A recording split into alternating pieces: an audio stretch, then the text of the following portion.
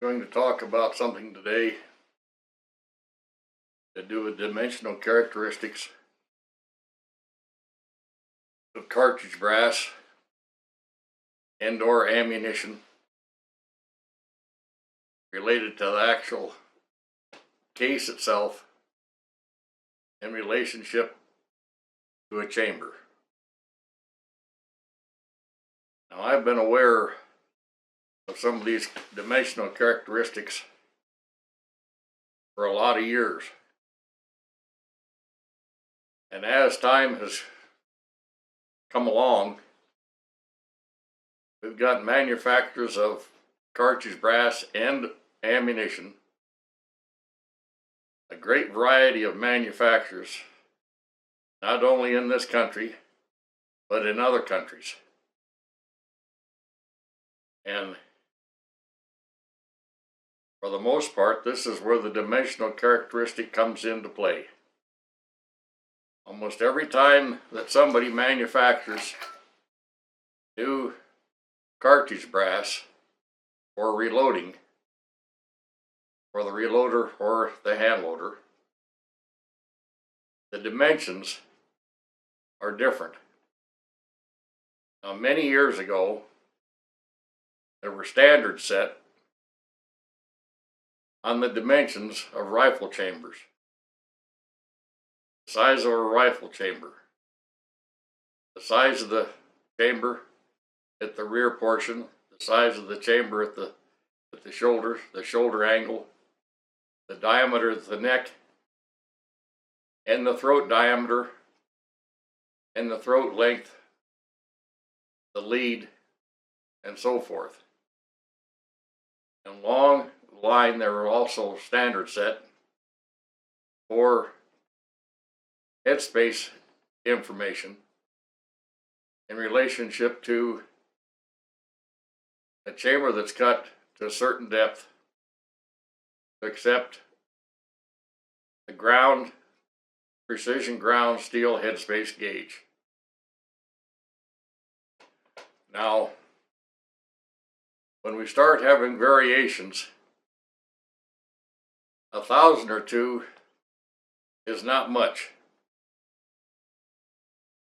This is not any great big deal for the most part. But when we start to have variations that are greater than that, for instance, let's say 4,000s. For many, many years, 30-06 cases, 270 cases, that basic 06 type case, the cases at the head, which is the portion, just the head of the extractor groove on the cartridge case, was set at 466, 466 thousandths. Then, many years ago, back, somewhere around 45 years ago, or maybe better, some of these dimensions were decreased, clear down to about 4.464. Now, this automatically created a situation where when the case was expanded to fit a chamber of standard dimensions, the case actually had to expand more, created a more definite expansion ring on the case. Now, the opposite of that is obviously true if we've got cases that are even bigger, and we have cases that are bigger. It's been probably 10 years ago now. I bought 100 rounds of 30-06 Lapua cases. I shoot a lot of different chamberings based off 30-06 270 case. As soon as I got these cases, I immediately measured the head of the case. Now, the head of the case of these Lapua cases 468.5 thousandths. Now there are a lot of chambers at that area that the chamber is precisely that dimension. Now, there are chambers that are 1,000, 1,500 or so larger than that. But any of these chambers that are right on the same dimension as the head of the case is going to present you a problem. It quite likely won't even go in the chamber. That particular brass probably won't even go in the chamber. And or there's a situation where maybe it's just only 1,000th or so larger, and the case would just barely go in the chamber. But when you fire it, this is where the plot thickens. Now, cartridge brass has some spring back to it, or you couldn't extract the case out of the chamber after it was fired. It's got a little bit of spring back. Immediately upon firing, it springs back because it's got somewhat of a little bit of a memory for the first firing or two. Now, this is a real frustration to have a quality cartridge case such as the Lapua, which is very high quality manufacturer, to be so large in dimension. It basically dictates that we have to have a large chamber to accept it. And when we have cases that are this large in relationship to the normal chambers that we're finding, and the chamber on a factory rifle is going to be one thing, and the chamber on a barrel that's been chambered by myself or another very learned gunsmith is going to be, by simply methods, just a little bit on the tighter side, 1,000 or two. Why is it 1,000 or two? Because it's not done in a production manner.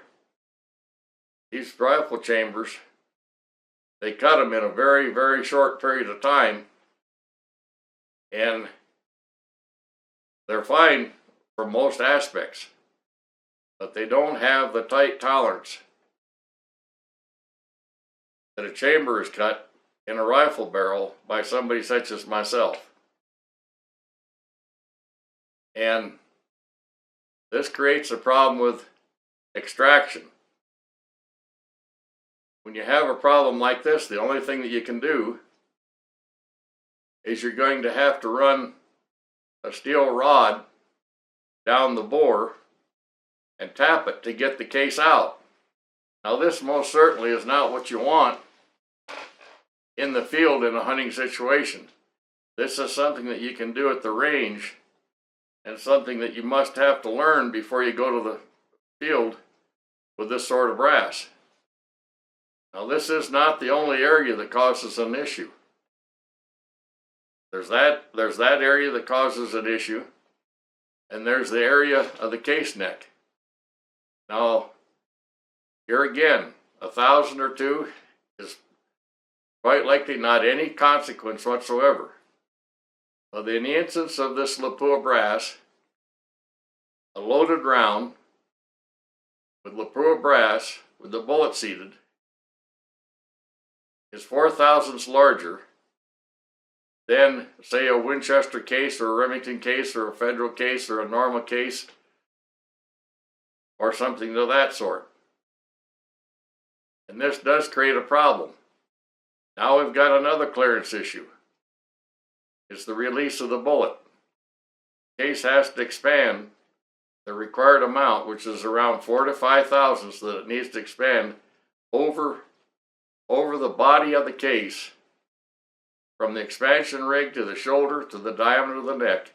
We need this kind of expansion between a virgin loaded round, a hand-loaded round, and or a fired round in your rifle chamber. Now, this causes, because there's only about 1,000ths of clearance between the loaded round with the Lapua case at the neck and the actual chamber dimension, this causes a pressure issue. This runs your pressure up just right away. And this is a problem pressure-wise. It's a problem pressure-wise to do with the chamber being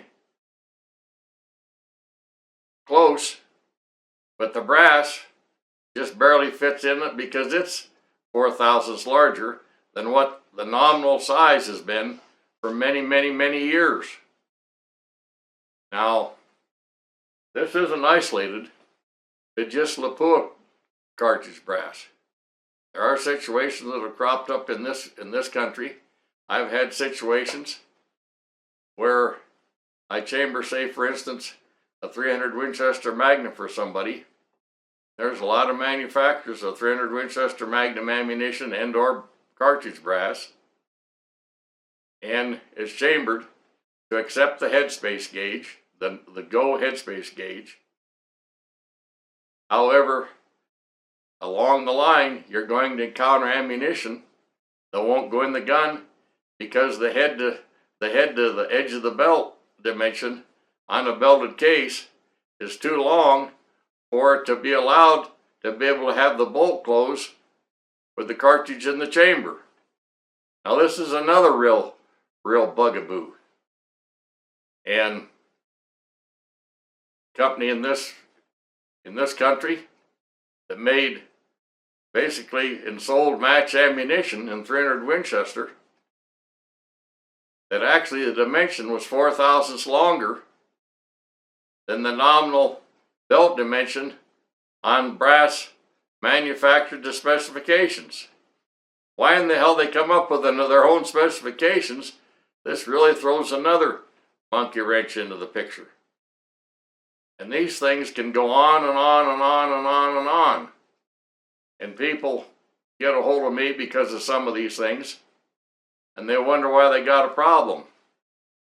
Well, immediately, once I get into the conversation, just a line or two, just a sentence or two, I immediately know almost exactly where the problem is. And this isn't isolated to just Glock 6 cases or a belted case. There's great popularity in the 308 Winchester. And there's a lot of ammunition manufacturers for 308 Winchester. The greatest majority of them are out of this country. And that brass is all very large at the back end. This is another issue. So you've got to have a chamber that will accept this larger dimension. If you don't have a chamber that will accept this larger dimension, you've got a problem. So what I'm trying to point out to you, it's your responsibility as the reloader, loading your ammunition and or buying factory ammunition, to understand that not everything's the same. Not everything's the same. Every manufacturer's got a different situation. And then beyond these dimensional characteristics, there's other situations. There's the actual hardness of the head of the cartridge brass. And some brass is not very hard, it's more on the soft side. And some brass is reasonably hard, and some brass is quite hard. And many years ago, I had the ability, when I had a situation where I had access to a Rockwell tester that tested on the B scale. The B scale is used to test brass to see how hard the brass is. And there was considerable variation. 5 to 10 thousandths of hardness variation, not thousandths, but 5 to 10 on the scale, hardness harder. So it should be obvious that the brass that's a bit harder is a bit tougher and will withstand a higher pressure load than brass that's softer, that expands quicker, because it has a lower number on the B scale of hardness. B stands for Brunel hardness. Just as the C scale stands for, the hardness of steel. Rifle actions, rifle barrels, many other things that have to be hard, tools and all sorts of things that are hardened and tested for hardness. So anyway, there are some answers to some of this. Some situations where it's possible. Let's say that your chamber in your 30-06 is right at the expansion ring is 468.5 thousandths. Well, there are reamers out there made by manufacturers that have probably cut the chamber right around 470 thousandths. You're going to have to determine this.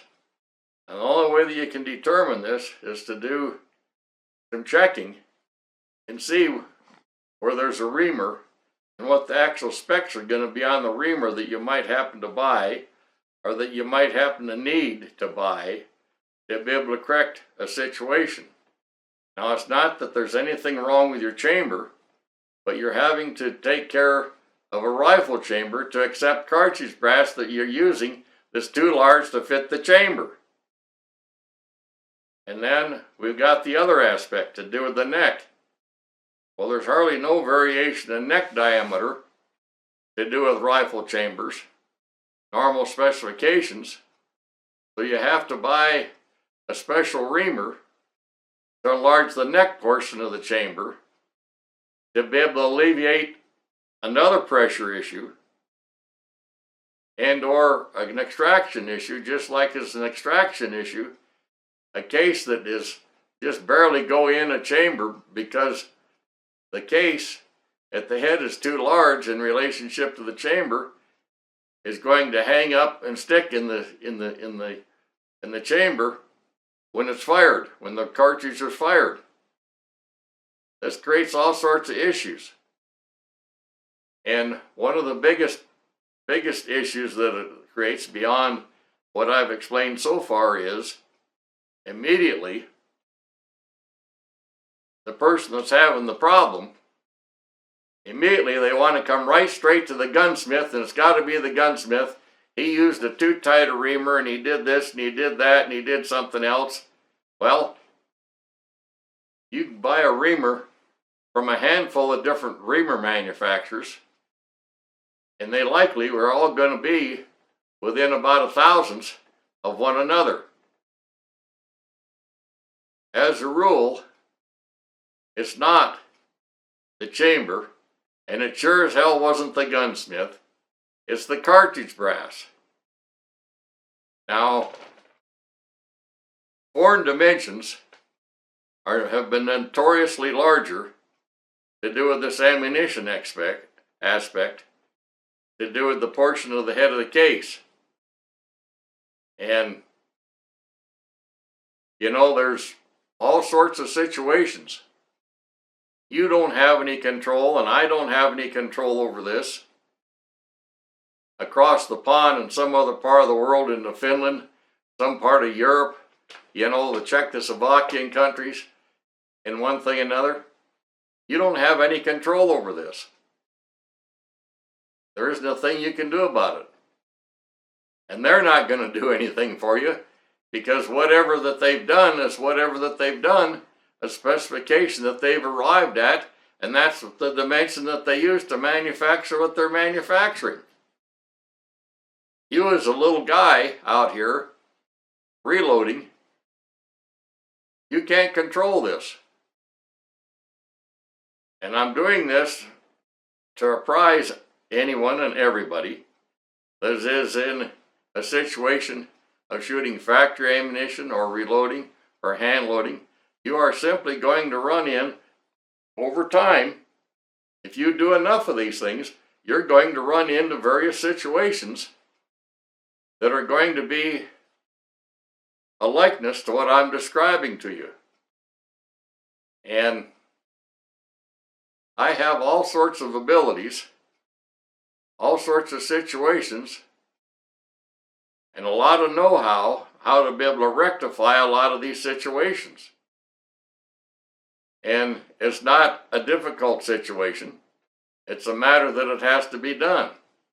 I can enlarge with a proper reamer the diameter of the neck. I can enlarge a chamber with a proper reamer that has enough larger dimension to it than a chamber that won't accept and handle a certain dimension of brass. So almost everybody that's making cartridge brass, I think that they're making pretty doggone good brass. Some's better than others, but probably the highest quality of brass that's made is made by Lapua. But at the same time, it's dimensionally all out of specs compared to what this country was set many years ago by Sammy as the specifications for this cartridge brass, just as well as there was dimensions set for chamber dimensions to accept these things. It should be very obvious that you can't put a half-inch rod in exactly a half-inch hole. It's got to have some clearance. It's got to have some clearance. Cartridge brass has to expand outward, and it has to basically retract just a little bit for it to come out of the chamber. And that's the normal situation. And the more the cartridge brass is fired in a particular chamber, the more that it takes a set to the dimensions of that chamber.